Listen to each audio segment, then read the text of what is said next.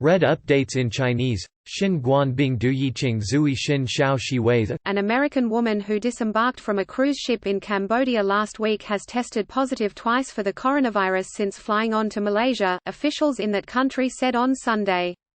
Officials also said that more than 140 other passengers from the ship, the Westerdam, which Cambodia allowed to dock after 5 other countries turned it away over concerns about the coronavirus, had flown from Cambodia to the airport in Kuala Lumpur, Malaysia's capital, and that all but 8 had been allowed to continue to their destinations, including airports in the United States, the Netherlands and Australia.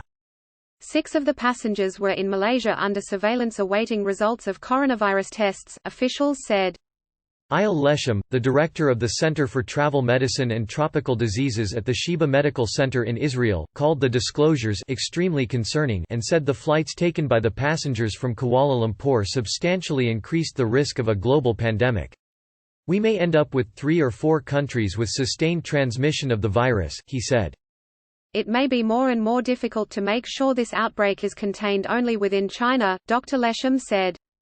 The Westerdam, carrying 2,257 passengers and crew, departed from Hong Kong on February 1 and was at sea for nearly 14 days, the time frame that is believed to be the maximum incubation period for the highly transmissible virus.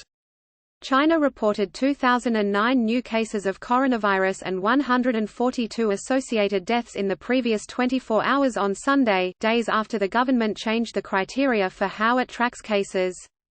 In all, more than 68,500 people have been infected and at least 1,669 have died worldwide, officials have said. The vast majority of cases, and all but a few of the deaths, have been in mainland China, with the heaviest concentration in Hubei province, the center of the outbreak. Even as the death toll mounted, the fatality rate remained stable, and the rate of new cases has slowed in the past 3 days. That decline in new cases follows a spike of more than 15,000 on Thursday, when the government began counting cases diagnosed in clinical settings, including with the use of CT scans, and not just those confirmed with specialized testing kits. American passengers on Sunday frantically prepared to evacuate a cruise ship that has been quarantined for more than a week in the Japanese port city of Yokohama, after hundreds of people on board fell ill with the coronavirus. As the Americans scrambled to pack their bags and prepare their own meals for a chartered flight to the United States, Japanese health officials said the number of confirmed coronavirus cases found on the ship, the Diamond Princess, had grown by 70, to 355. "Can't get off here fast enough," said Sarah Arana, 52, a medical social worker from Paso Robles, Calif. The United States Embassy in Japan had previously recommended that American citizens stay aboard the ship during a 14-day quarantine period. But it suddenly changed course on Saturday, citing a rapidly evolving situation as conditions appeared to worsen. American passengers said they were told to prepare to leave the ship at 9 p.m. local time. Their flight was scheduled to depart Haneda Airport in Tokyo at 3 a.m. on Monday. Officials said they would be taken to one of 2 military air bases in the United States.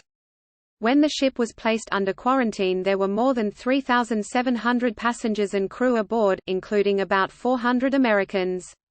Those diagnosed with the virus and some particularly vulnerable passengers have already been taken off the ship.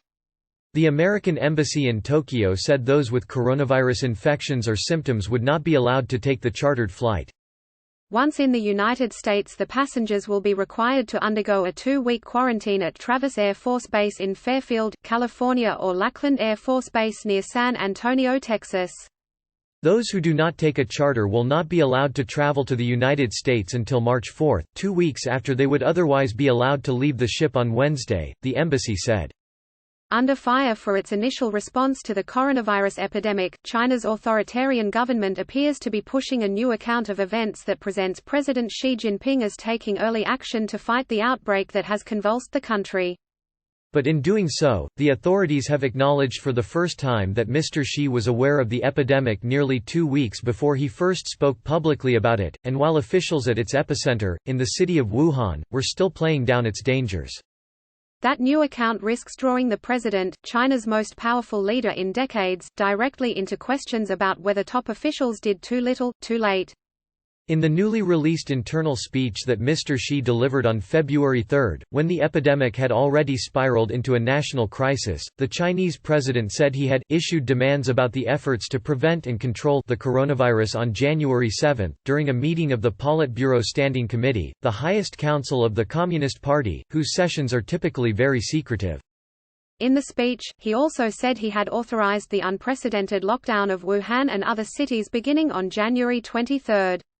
I have at every moment monitored the spread of the epidemic and progress in efforts to curtail it, constantly issuing oral orders and also instructions.